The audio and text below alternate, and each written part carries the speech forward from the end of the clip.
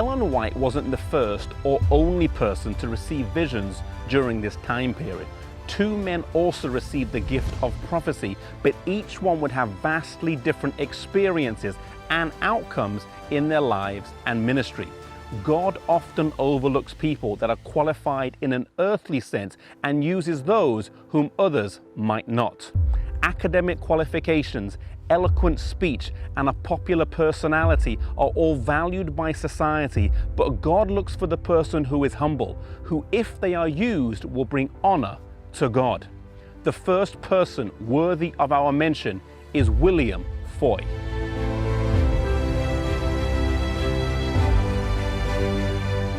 William Foy, an African-American, was known as an exceptional speaker and was in his early 20s in 1842 when he received several dramatic visions. The first was on January the 18th, and it lasted for 2.5 hours and happened in a church in Southwark Street here in Boston.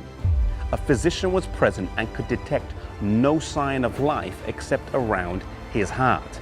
His breath had left him. He had a second vision on February the 4th that lasted for 13.5 hours and was instructed to share this vision with others.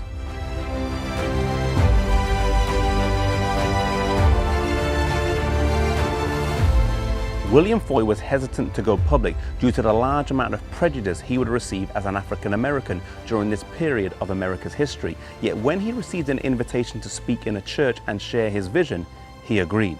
The church gladly heard his message, and he soon got invitations over the next 3 months to speak in churches of all different denominations. William Foy served faithfully as a prophet in the pre-Great Disappointment period. He never said that his gift would extend for a long time or that he would receive more visions. The evidence seems to suggest that he'd received a specific message for a specific time and that he faithfully fulfilled this task.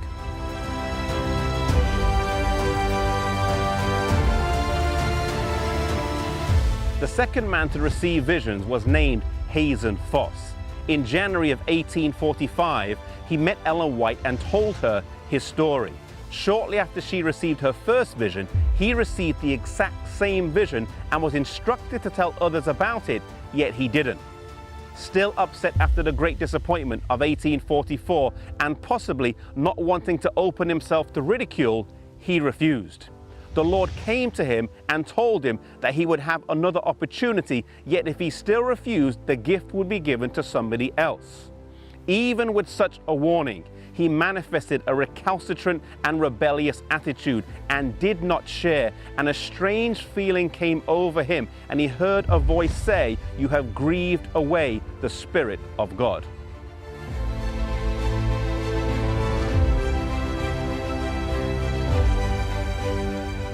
Frightened and horrified, he decided he would share the vision and called a meeting of the Advent believers.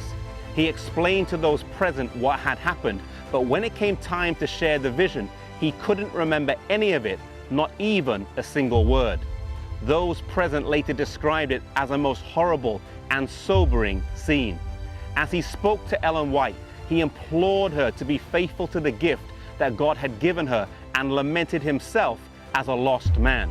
He would live till his 70s and lies buried here, but in his life he would never show any more spiritual interest again.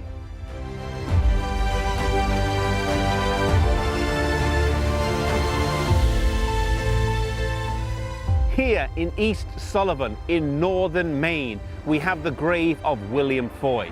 And so we have the story of two men, one obedient to the call of God and one resistant to the call of God. The best time to follow God, the best time to follow His plan for our lives is always the earliest time. It is never good to delay, to debate, or to barter with God. If God is calling you to ministry, harden not your heart. Follow the Lord and share the message wherever He leads.